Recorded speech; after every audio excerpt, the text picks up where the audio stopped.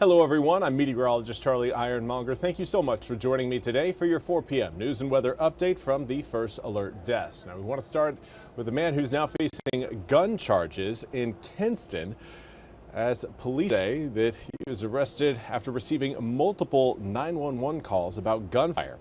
On Friday, officers and detectives responded to a number of shots fired calls in the North Davis Street and East Lenore Avenue area. They found evidence in the intersection and identified a suspect vehicle. That vehicle was found at a home on College Street. Police say it is registered to Shamichael Wilson. Now, when officers tried to make contact with Wilson, police say the 25-year-old Kinston man ran to the back of the home before going through the front door, where he was caught by an officer. Now, police got search warrants and searched the home and vehicle, where they found more evidence related to the shots fired call.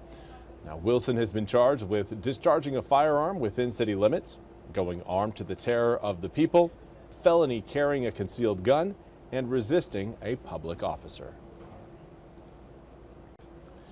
Now, in other crime news, we also need to highlight a vehicle theft that again ended around Jones County.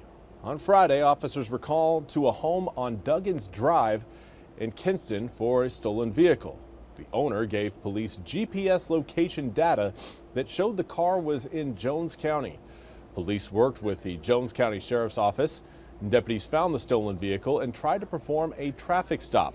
Police say the driver, Alexis Adam, refused to stop and drove off. After a quick pursuit, the 27-year-old Kinston woman was taken into custody.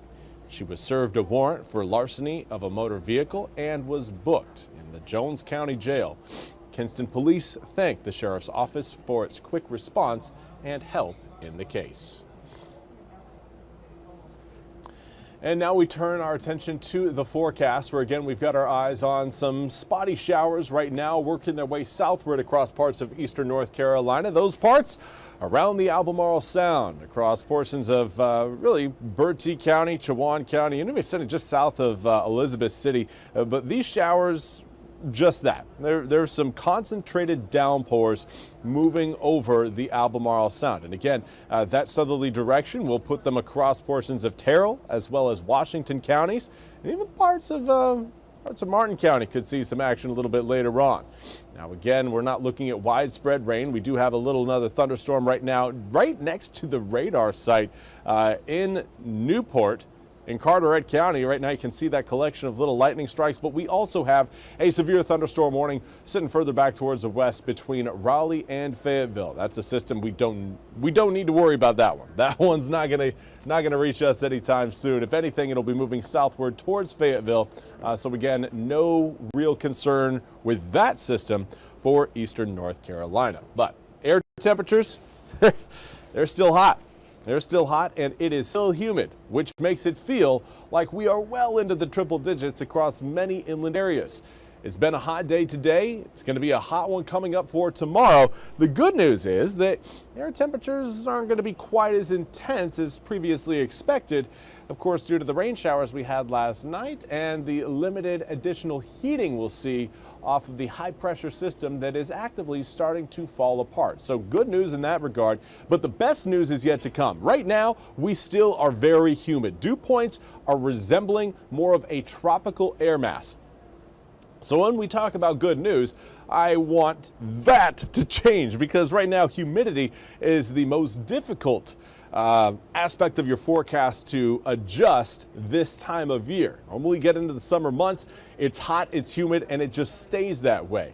Well, we do have some change on the way coming in for your Friday, Saturday, and Sunday. But between now and then, it will remain hot. And again, the heat advisory will be back in effect coming up for tomorrow throughout eastern North Carolina.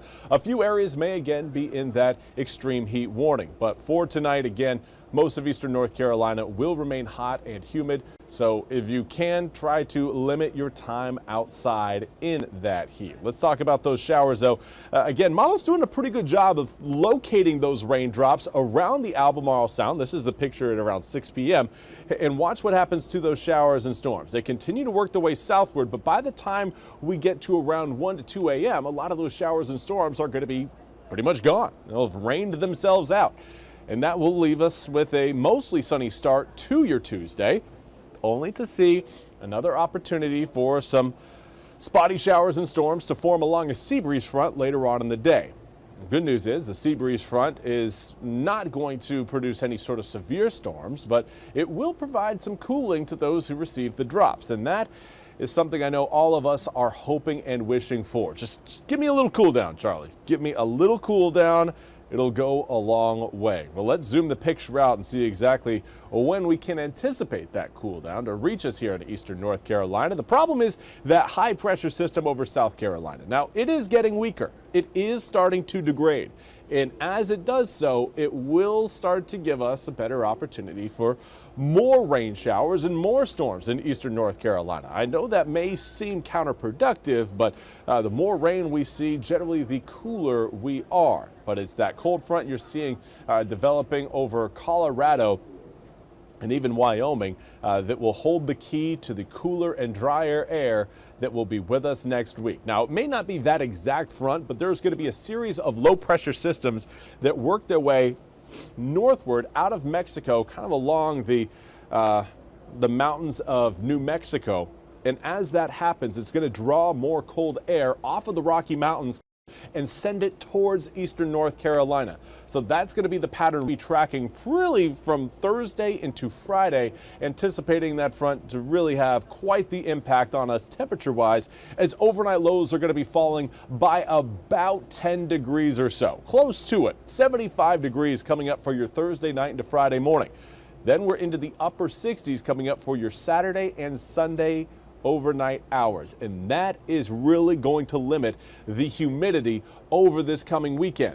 Now, Thursday and Friday will be very wet and soggy days. There will absolutely be some thunderstorm activity coming in at least Thursday afternoon to Thursday evening, and that could extend into your Friday morning as well. We'll certainly have rain showers extend. The question is whether or not, or really how much of that thunderstorm threat will remain even after we get through your Thursday night into Friday morning. But for now, again, air temperatures are going to be down a bit from where we're going to be tomorrow and the day after tomorrow.